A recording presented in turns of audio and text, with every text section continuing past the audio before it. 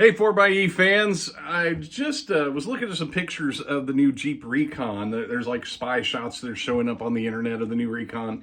And if you aren't familiar with the Recon, it is a full battery electric Jeep for here in the United States.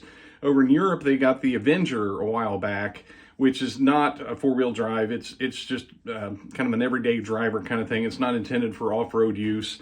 But the Recon is going to be a full battery electric four-wheel drive vehicle, and they've kind of coined it as like a Wrangler Junior kind of thing. It's kind of a a downscaled version of the Wrangler. The Wrangler is going to be real problematic to electrify fully given today's technology. Although Jeep is saying they want to do that by I think they said 2028.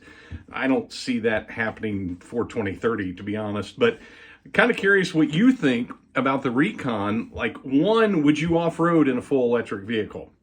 And I gotta tell you, the times I've gone off-roading, go all day long, and you may go 15 miles, depending on the trails and everything. Now, I know some could go 20, 30, whatever, and there's all sorts of different variables in that. But a lot of people said, have said for years since the 4xe came out, that they wouldn't go off-road in a full electric vehicle.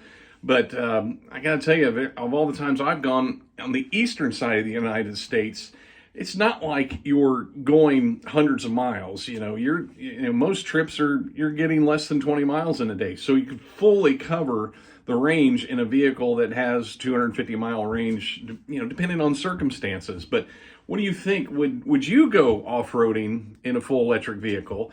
Now I gotta tell you, just by looking at the pictures, the approach angle looks pretty decent. The departure angle's probably not what the Wrangler is, but certainly better than the Gladiator. The breakover angle is where I have questions because it seems like it's pretty long and low.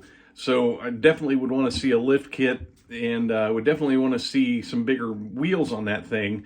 But I gotta tell you, the way the fenders wrap around the tires, it doesn't look like they've left a lot of room for going like to a 35 or a 37-inch tire.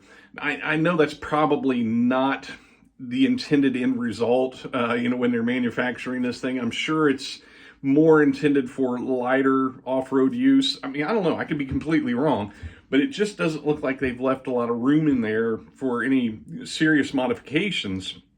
I could be completely wrong. I could be completely way off base. But just given what I'm seeing in the pictures, it doesn't look like there'd be enough room, even if you put a lift. They come down awful far, so it doesn't look like there'd be a lot of room in there for larger tires. But anyway, those are just my thoughts right now, my initial knee-jerk thoughts of looking at the vehicle.